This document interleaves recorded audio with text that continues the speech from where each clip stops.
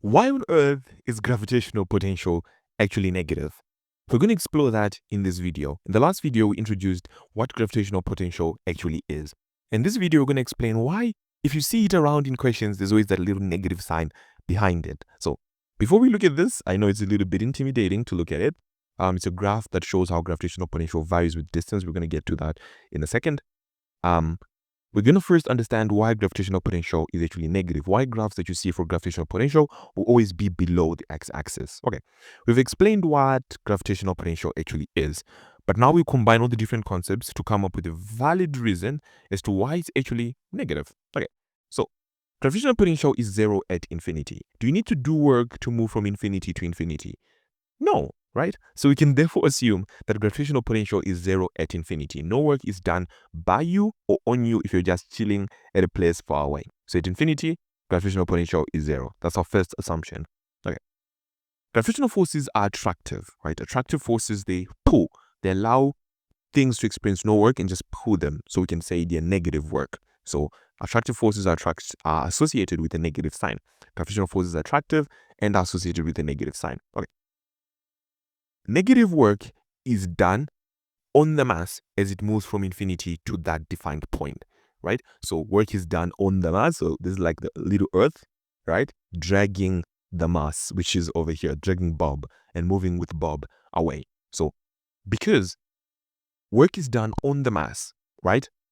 That therefore implies that it has to be negative work, right? The work has to become more negative as we're moving away from that mass. The force gets more attractive as you move towards the Earth. It starts moving faster and faster and faster and faster and faster. So gravitational potential should become more negative. So that is why gravitational potential is actually negative. Number one, gravitational potential at infinity is zero, right? So a question is like this: gravitational potential at infinity is zero. Gravitational forces are attractive, so they like to attract things. Therefore, positive work must be done on the mass as you move it to infinity, or negative work must be done on a mass as you move it from infinity. So work must be done on a mass as you move it away from infinity. So negative work can only therefore be done, or positive work must actually be done as you're moving towards infinity, trying to move against attractive forces. So we can therefore say that it has to increase until it becomes zero. But if it's already like 10,000 elsewhere, right, and you want to move towards infinity, how is it going to reach zero if it's 10,000, right? So that can only mean it was negative everywhere else and it became zero. It increased towards zero as you move towards infinity. So that is why gravitational potential is negative, and I hope it makes sense. And if you want to sketch a graph of gravitational potential against a distance, like what I said, the graph will always be below the x-axis. Okay, so it's going to start off being zero at infinity over here. We never really reach infinity, so it's sort of like an asymptote. Then as you move away from infinity, the work that you need to do begins to increase. So it becomes more and more and more negative as you increase. And the same can happen, right? The work that you need to do starts increasing as you move towards infinity. You start doing positive work. So if it's negative 1,000 over here, it's going to get towards zero. So you have to sort of add numbers to get to zero. So this is essentially the graph for gravitational potential against distance. Do we have an equation for gravitational potential? We actually do, right? So we've defined gravitational potential as the work done per unit mass. So work done is actually force times distance r, right? And we can now replace the force that we have, which is over there, with gmm over r squared. Okay. So the r and that r will cancel out. So we'll be left with gm over r, which will be over here. So it will just be g m over r over m. Then those m's will cancel out. So phi will now be just gm over r. So the value of phi, and to now complete it, we just introduce that little negative sign over here.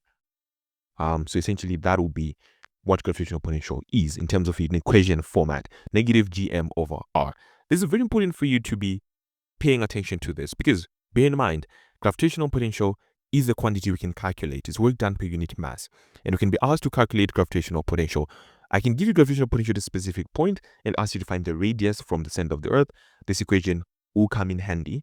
And remember, this distance r is not the distance from infinity, by the way. It's the distance from the center of the mass. So if I'm here, the value of r is essentially, this, right? This is the value of r. This r that I'm talking about over here. is essentially distance from the center of the earth. But that's essentially what gravitational potential is. Why is it negative? Because work needs to be done on the mass as we move it from infinity. It's 0 at infinity, so it has to be negative everywhere else for it to actually make sense, right?